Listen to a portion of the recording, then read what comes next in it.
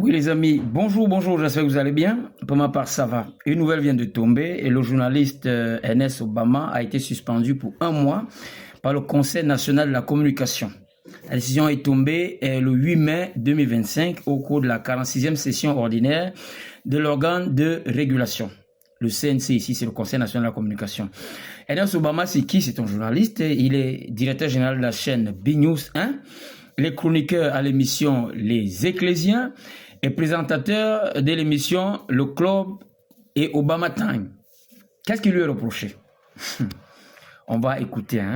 Je crois que c'est la sortie et le passage de Valère Bessala dans son émission. Parce que Valère Bessala, il faut l'avouer, c'est un féminin politique. C'est un bandit à col blanc. C'est quelqu'un qui est doté d'une mauvaise foi très profonde. Et comme les journalistes, d'abord on va écouter Valère Bessala d'abord. Non, alors je vais d'abord dire ce que je pense des journalistes. Ça, c'est l'apanage de la plupart des journalistes dans nos pays francophones. Les journalistes deviennent journalistes n'ayant pas de culture. Non, ils ne sont pas suffisamment cultivés. Et du coup, ils laissent monter sur leur plateau de télévision n'importe quel démagogue, n'importe quel bandit politique, n'importe quel mal élevé. Et ça ternit l'image de la chaîne de télé, ça ternit parfois l'image même du pays. Et très souvent, ces journalistes les regardent admirablement parce qu'eux-mêmes n'ont pas de culture. Il y a des journalistes qui sont journalistes politiques, mais ne comprennent rien de la géopolitique. Or, les politiques dans nos pays francophones sont infiniment liées, qu'est-ce que je veux dire même, intimement liées à la géopolitique. Aucune politique en Afrique francophone n'est vraiment indépendante. Les politiques dans les pays francophones sont liées à la géopolitique internationale.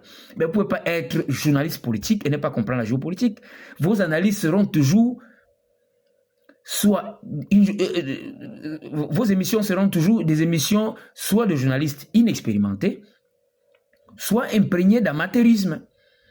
Un peu de faux, un peu de tordu, un peu d'impropre. C'est la crise de réalité.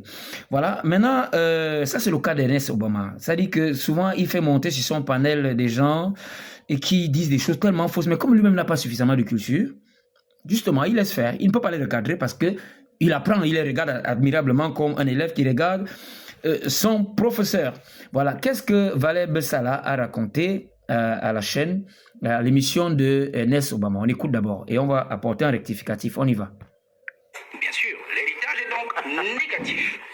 L'héritage est négatif parce que le premier mauvais héritage qu'il nous laisse, c'est l'héritage de l'ingratitude et de l'égoïsme. Là, il parle du président bien. Le président de la République a été toujours un homme ingrat et égoïste avec tout ce avec qui il a gouverné, avec tout ce qu'il a nommé. Je cite simplement, nous avons eu un fameux débat sur Ernest Ouandié, par exemple, et où on a vu qu'il n'a jamais accepté que ces gens qui ont combattu dans l'histoire du Cameroun pour la libération politique du Cameroun, parce qu'il ne s'agissait pas d'une autre libération, d'un autre type de libération, que ces gens rentrent définitivement dans l'histoire comme des héros.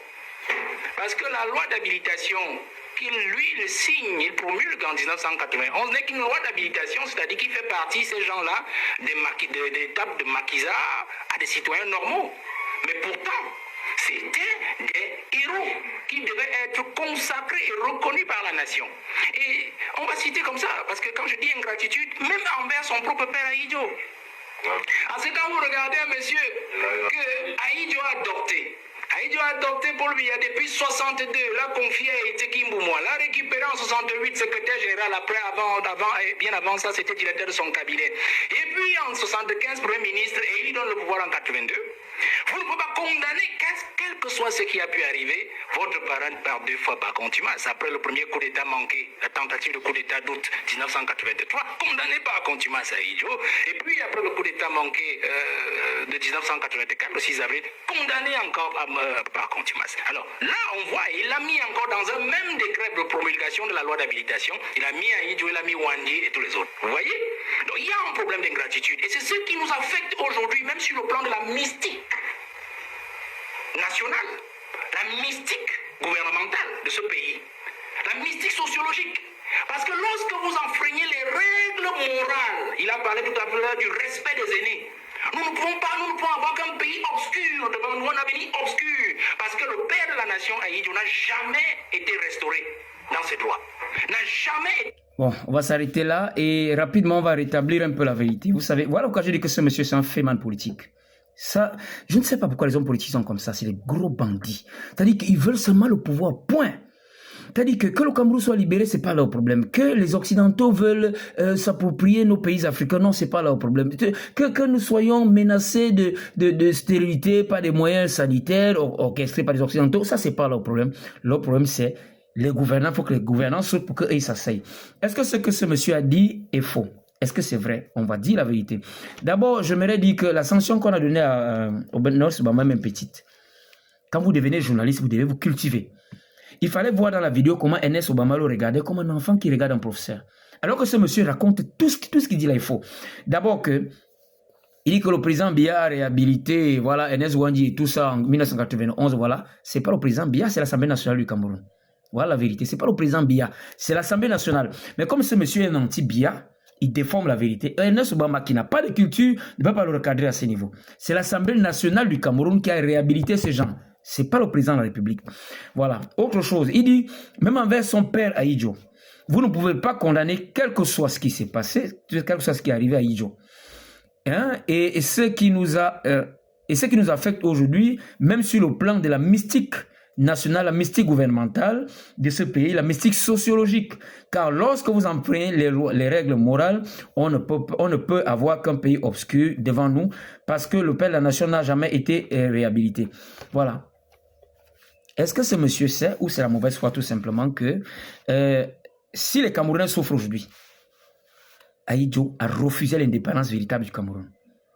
Il a refusé parce que le président, l'homme qui devait être président, c'est André-Marie Mbida.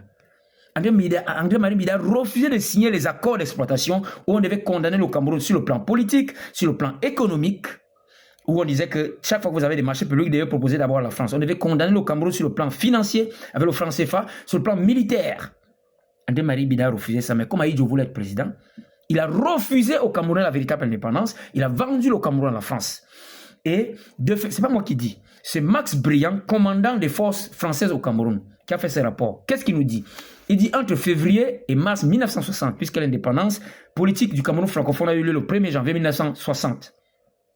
Donc entre février, donc le mois qui suivait seulement, et mars 1960, 156 villages incendiés et rasés, 116 salles de classe, 3 hôpitaux, 46 dispensaires, 12 stations agricoles, 40 ponts détruits et près de 8000 civils.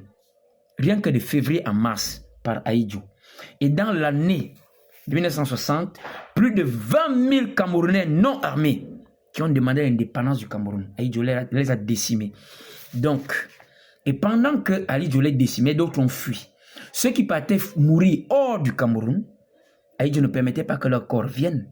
C'était ça son principe. Et ce principe qui le condamne lui-même. Mais attendez, dites-moi un peu. Quand ce monsieur dit que c'est parce que le corps d'Ahidjo n'est pas encore revenu que les Camerounais souffrent, est-ce que ce monsieur est normal dans sa tête?